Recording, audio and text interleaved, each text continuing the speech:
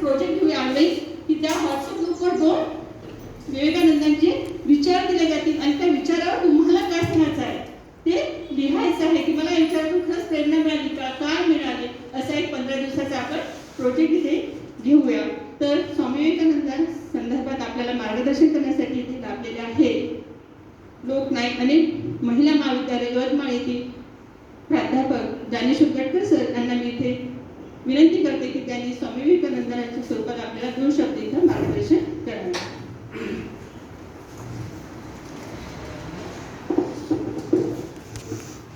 धन्यवाद.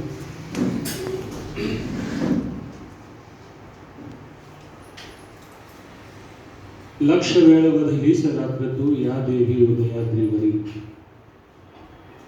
लक्ष वेळ बदलीस रात्र तू या देवी उदयाद्रीवरी. लक्ष वेळ तव रथचक्रांची धूळ उधळली दिगंतरी. असा प्रकाश बाहेर येत असतो आणि स्वातंत्र्याचा पहिला किरण जिने जन्माला घातला अशा राजमाता जिजाऊ यांना सर्वप्रथम वंदन करतो. आणि राजमातेला जसा तरुण हवा होता तो शिवाजी महाराजांच्या रूपामध्ये जन्माला आला आणि त्यानंतर त्याचं दुसरं एक प्रतिबिंब अवघ्या काही 150 वर्षांनी स्वामी विवेकानंदांच्या रूपामध्ये.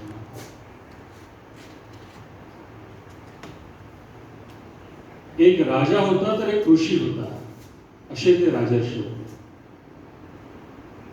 संस्कृत मध्ये खूप सुंदर श्लोक आहे की न चोर हार्यम न राजहार्यम न भ्रातुभाज्यम न च भारकारी.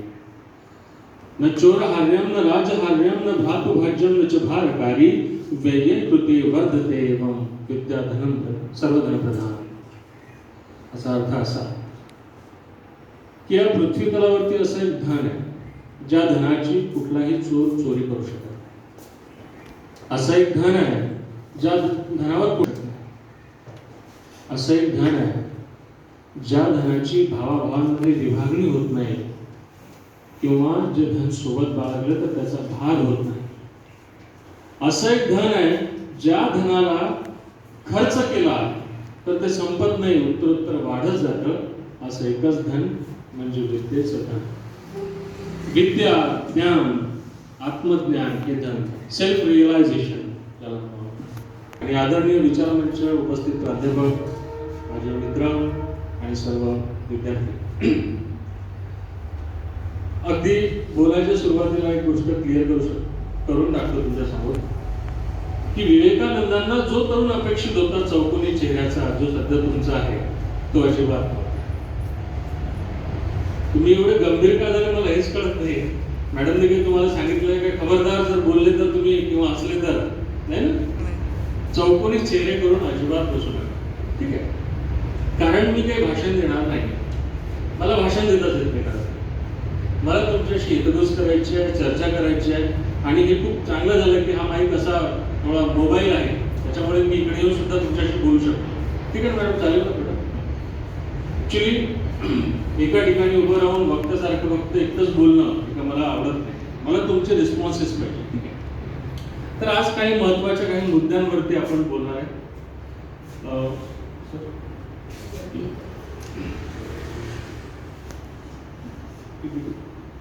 जे विचार खरोखर आज आपण जे यंग म्हणून स्वतःला मिरवतो त्या यंग लोकांना इम्प्लिमेंट करणं खूप गरजेचं पडतं. आज त्याच मुद्द्यांवरती ते हसत खेळत आणि सहज म्हणून आपण काय बोलूया. ठीक आहे ना? तर सगळ्यात पहिले मला एका आस्पेक्ट वरती बोलायचं आहे तुमच्यासोबत, तो म्हणजे एक्झिस्टन्स, अस्तित्व. बरोबर? मला सांगा, आपल्या घरी एखाद्या टेबलच्या ड्रॉअर मध्ये एखादा पेन्सिलचा तुकडा पडलेला असतो, असेल ना? एखादा असतो शाळेत केव्हा तरी वापरलेला असतो. त्या पेन्सिलच्या तुकड्याबद्दल आपल्याला किती माहिती असतं? ही पेन्सिल मी कोणत्या वर्गात असताना विकत घेतली आठवतं ना तुकड्याबद्दल? मी 18व्या वर्गात होतो. कुठल्या कंपनीची आहे? नटराजची आहे की अप्सराची आहे? बरोबर. कुठल्या दुकानातून घेतली ती दुकानही आठवतं. ही घेतल्यानंतर ही कुठल्या मित्राला मैत्रिणीला वापरायला दिली हे सुद्धा आपल्याला आठवतं.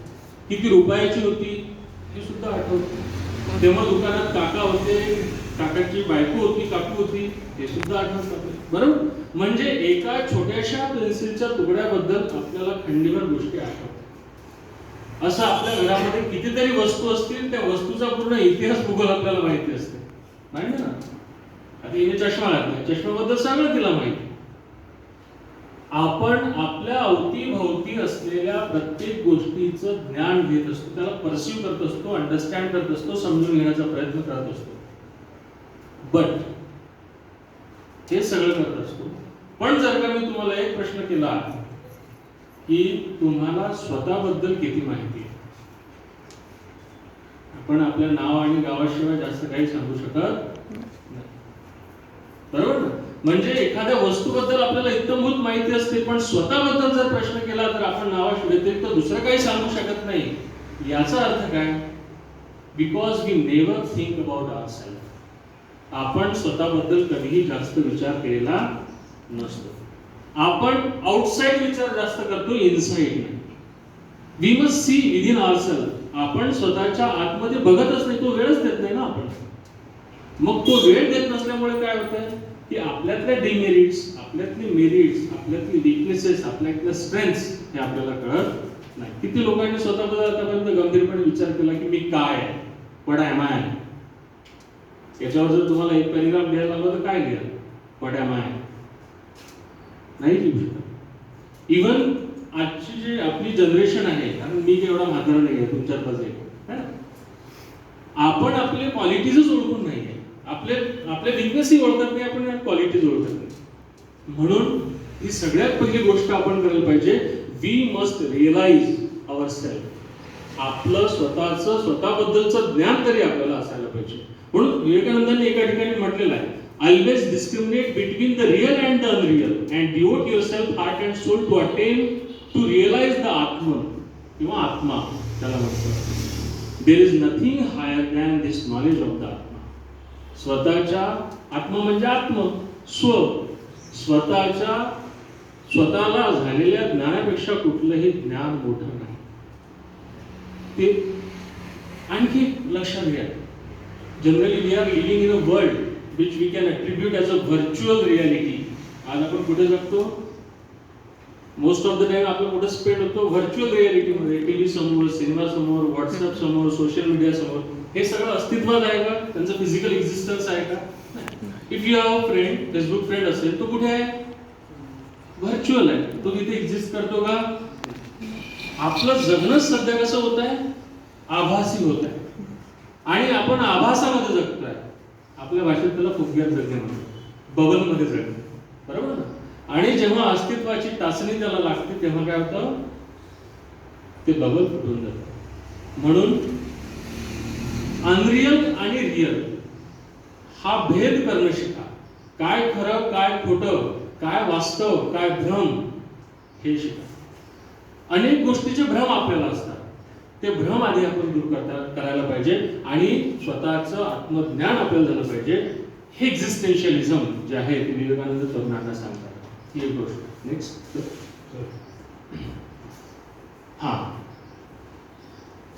सक्सेस. आता सक्सेसच्या माझ्या काही स्वतःच्या कन्सेप्ट आहेत.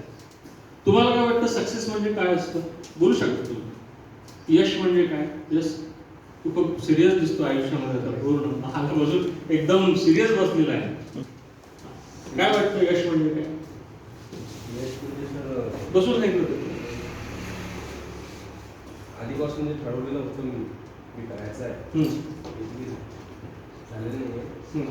डिस्कस केलं. ठीक आहे. ते म्हणजे पण तुझी कन्सेप्ट काय, किंवा मी सक्सेसफुल आहे म्हणजे काय? एखादा व्यक्ती सक्सेसफुल आपण का म्हणतो की हा सक्सेसफुल आयुष्यामध्ये का? तुला काय वाटतं? प्रॉपरली सेटल म्हणजे सेटलमेंट असेल कोणाच्या तरी नजरेमध्ये. सक्सेस म्हणजे काय? सेटलमेंट असेल. आणखी कोणाच्या इकडे मुलींपैकी तुला काय वाटतं सक्सेस म्हणजे काय?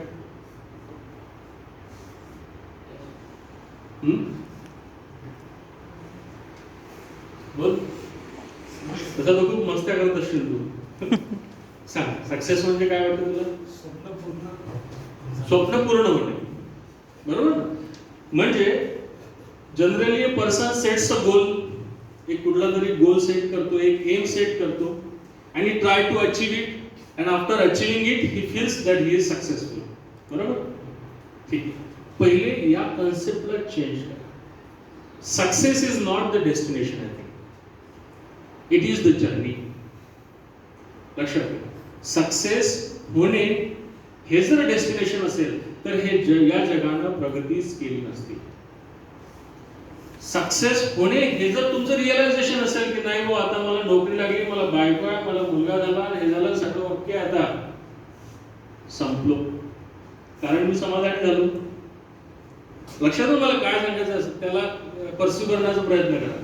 मला समजा आता उदाहरण घ्या की मी पैदल आहे, काही नाही आहे, आणि मी एक गोल सेट केलं की मला आता पैदल चालायचं नाही, मला सायकल घ्यायची फॉर एक्झाम्पल, आणि मी श्रम घेतले, मेहनत केली, आणि माझ्याकडे एवढा पैसा आला की मी सायकल घेतली. मी म्हटलं आता मी सक्सेसफुल झालो because I decided something and achieved it. बरोबर? मग सायकल घेतली आणि सक्सेसफुल आहे, समाधानी, आता मला काही करायचं नाही. I use to seize myself. मी स्वतःला तिथे थांबवून गेलो, समाधानी झालो ना. सॅटिस्फाईड लोगों से दुनिया नहीं बनती. ही दुनिया फक्त त्याच लोकांमुळे बनलेली आहे जे सॅटिस्फाईड नाहीत, जे सतत काही ना काही करत राहतात. नाही मला हे का नाही, हे मिळालं ना, ठीक आहे, संपलं, पुढे पुढे. म्हणून सक्सेस हे कुठलं डेस्टिनेशन नाही आहे, तिथं तुम्ही पोहोचूच शकत नाही. A person who think that he is not successful, rather he is successful than us, कारण तो सतत काहीतरी करत राहतो. म्हणून जो समाधानी झाला तो थांबला, जो थांबला तो संपला, तो त्याच्या पुढे जाऊ शकत नाही ना. ही एक गोष्ट लक्षात घ्या की if you decide something, just do it again and again.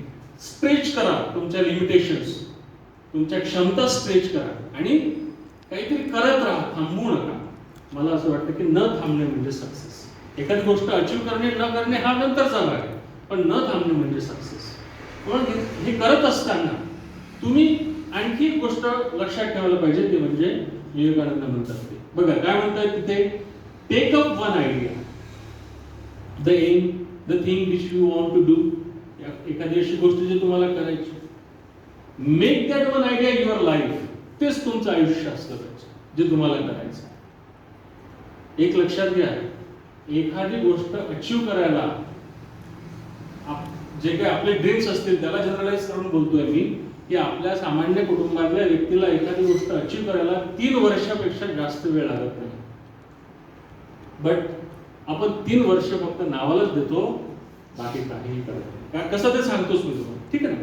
If you decide to do something, do it in this way. Take up one idea, make that one idea your life, think of it, dream of it, live on that idea. त्याच्यावरच जगायला पाहिजे तुम्ही, त्याच्याबद्दलच विचार करायला पाहिजे. ते सोडून तर सगळे विचार करतो आपण, बरोबर आहे की नाही. त्याच्याबद्दलच विचार करा, त्याच्याबद्दलच चर्चा करा. Let the brain muscles, nerves, every part of your body be full of that idea and just leave every other idea alone. This the way to success. हाच एक रस्ता. म्हणजे कण कण तुम्हाला जे करायचं आहे त्याच्यात तुमचं सामील झालं पाहिजे. तो पिक्चर पालन पण कुठला आहे, ओम शांती ओम. तुम्हें पाने की इतनी शिद्दत से कोशिश की है कि हर जर्रे ने तुमसे मिलाने की साजिश की. बरोबर. हे जर तुमचं डिटर्मिनेशन असेल की तुमच्या बॉडीतला, ब्रेन मधला, मसल्स मधला तुमचं चालणं, वागणं, बोलणं सगळं काही त्याला डेडिकेट केलेलं असेल, ते तुम्ही जगत असाल, जे तुमचं स्वप्न आहे, तुमची आयडिया आहे, जे तुम्हाला करायचं आहे, ते जर तुम्ही प्रत्यक्षात जगत असाल, कृतीत उतरवत असाल, 3 वर्ष जास्तीत जास्त ती एखादी गोष्ट तुम्हाला मिळते. भरपूर मोठा कालखंड असते 3 वर्ष. हे रिअलाइज झालं पाहिजे. That is the way to achieve the success. Let me tell you an anecdote. एक छोटासा किस्सा सांगतो. गौतम बुद्ध, त्यांचा एक शिष्य होता नागसेन. तर एकदा काय झालं की दोघं जण असे गप्पा मारत चालले होते. त्यांच्या गप्पा म्हणजे आपल्यासारखे असतील का, जेवली का तू, नाही नाही काय असे नसतं, त्यांच्या चर्चा सुरू होती. आणि काहीतरी नागसेनाने प्रश्न केला आणि त्याच्यावरती गौतम बुद्ध त्यांना उत्तर देत होते. आणि मग देत असताना चालताना बुद्धांच्या खांद्यावर माशी बसली, कोंबली. आणि मग सहज आपल्या इथं कांद्यावर माशी बसल्यावर आपण काय करतो, बोलत असताना माशाची उडवतो आणि आपलं बोलणं सुरू. गौतम बुद्धांनी पण तेच केलं. माशी बसली, उडवली, पळली. After few time, some few minutes later, he realise की त्यांनी काहीतरी केलं. त्यांना रिअलाइज झालं. मग ते परत थांबले. परत त्या जागेकडे बघितलं जिथं माशी बसलेली होती आणि परत त्या माशीला उडवलं. पण यावेळेस तिथे माशी होती का? नाही. उडवली माशी. नागसेन जो होता तो कन्फ्यूज झाला. म्हणजे काय करतोय? आणि विचारलं, हे काय आहे? काय म्हणतो, मगाशी तिथे माशी बसली होती, तिला उडवलं. अरे पण ती माशी मगाशी बसली होती ना, आता का? नाही, मगाशी जी माशी बसली होती तिला मी उडवलं आणि मला माहितच नाही मी तिला उडवलं. खूपदा होतं ना आपलं, एखादी कृती करून टाकतो आपण, आपल्याला माहिती नसतं. बोलत आहे माशी उडवली सगळी, आता मला माहित असताना मी तिला उडवत आहे, त्यामुळे काय फरक पडणार? प्रश्न नाही. बुद्ध म्हणतात की माझ्या हाताने एक माशी उडवली आणि मला माहित नाही. मला माहित नसताना माझा हात जर आज एक माशी उडवू शकते, तर मला माहित नसताना उद्या माझा हात कोणाचा गळे दाबला आणि मला माहित पडणार. म्हणजे माझ्या हातावर माझा कंट्रोल नव्हता त्या क्षणाला. मी तिथे नव्हतो, मी तुझ्यासोबत होतो. माशी उडवताना मी नव्हतो, फक्त माझा हात होता. म्हणजे माझ्या हातावरच नियंत्रण नाहीये, माझ्या मेंदूचं, माझ्या विचारांचं. तर मी स्वतःच्या शरीरावरच नियंत्रण आहे ना याचा अर्थ. म्हणजे मी तिथे असायला पाहिजे होतो, मला जाणीव व्हायला पाहिजे होती की मी ती माशी उडतो. ते अस्तित्व, ते रिअलायझेशन, ते समर्पण, ते डेडिकेशन आपल्याला पाहिजे. कृष्ण का होतो? कारण तो तिथे असतो जेव्हा तो ती कृती करत असतो. बुद्ध का होतात? कारण तो तेव्हा ते तिथे असतात जेव्हा ते कृती करत असतात. आपण तर साधं जेवण करताना टीव्हीच्या एखाद्या सिरियल मध्ये असतो, जेवण नसतो. किती लोकांना अनुभव आहे की अशी पोळी तोडली, सांस बी बहुती, तोंड पण विसरतो आपण, खाण्यात टाकतो. बरोबर आहे ना? स्लिप ऑफ ऍक्शन आपली होते ना. याचा अर्थ काय? आपण जेवणात नाही. म्हणून करत असताना एकच कृती अशी करा, that when an idea in your life, think of it, dream of it, live on that idea, let the brain, muscle, nerves, every part of your body, सगळं तुमचं ते अस्तित्व झालं पाहिजे.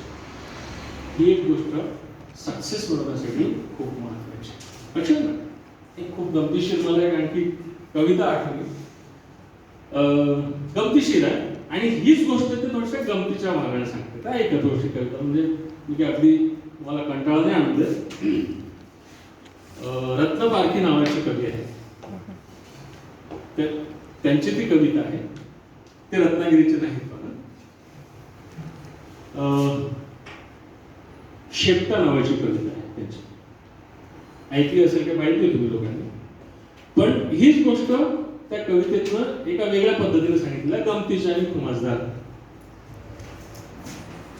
शेपटी म्हणजे बैलाची असते ती शेपटी, आणि मुलीची वेणी जी आहे तिला शेपटा म्हणतात.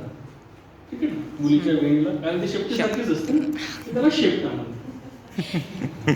तर काय होतं, कविता आहे का, मजा घ्या कवितेची. SSC ला बसलो होतो प्रथम परीक्षेस. SSC सगळे बसले. SSC ला बसलो होतो प्रथम परीक्षेस, पेपर सोडव नीट गाढवा घरचा आदेश. बरोबर? SSC ला बसलो होतो प्रथम परीक्षेस, पेपर सोडव नीट गाढवा घरचा आदेश. पेपर पहिला घंटा पहिली क्षण उत्सुकतेचा. मराठीचा पेपर असतो. पेपर पहिला घंटा पहिली क्षण उत्सुकतेचा. अरे पेपर पहिला घंटा पहिली क्षण उत्सुकतेचा, पण माझ्या पुढती नंबर होता शुभदा जोशीचा.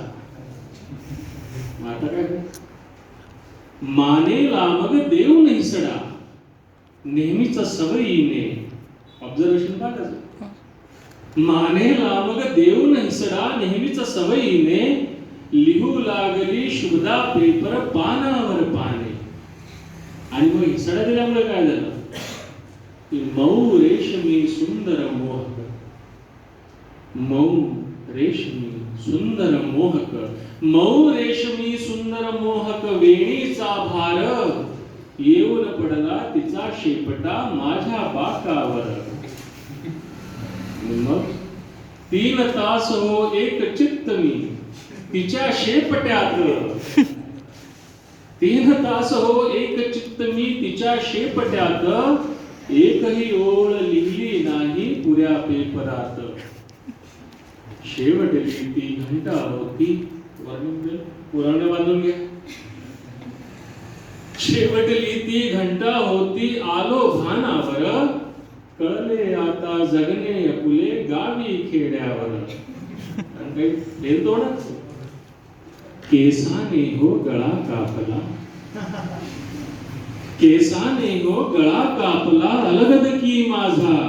आता केसाने हो गळा कापला अलगद की माझा, आता पिढीत बसतो बैलाच्या शेपट्या हा राजा.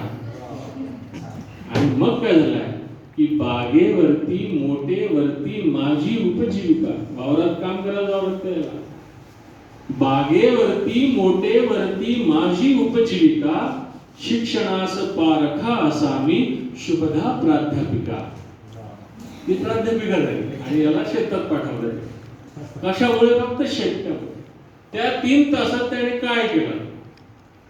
तो तिथे होता का पेपर लिहिताना? नाही. तो कुठे होता? शिफ्टीत. म्हणजे ज्या वेळेला जे काम करायला पाहिजे ते आपण करत नाही, दुसरंच काहीतरी करत नाही.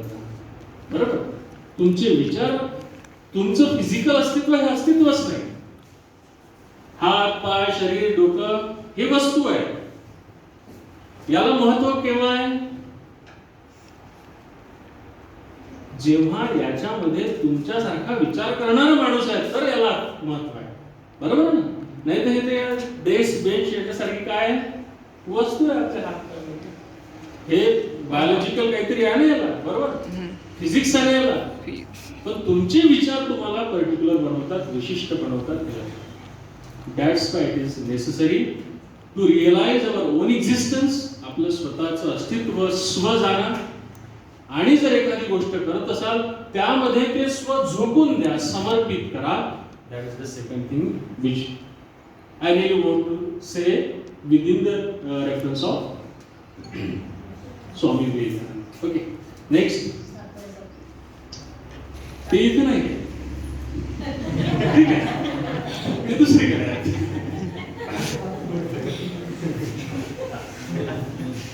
त्याच्या आधी आहे, आणखी आधी, आणखी आधी, आणखी या ठीक आहे. लक्षात आलं? 2 काय शिकावं मग याच्यातून?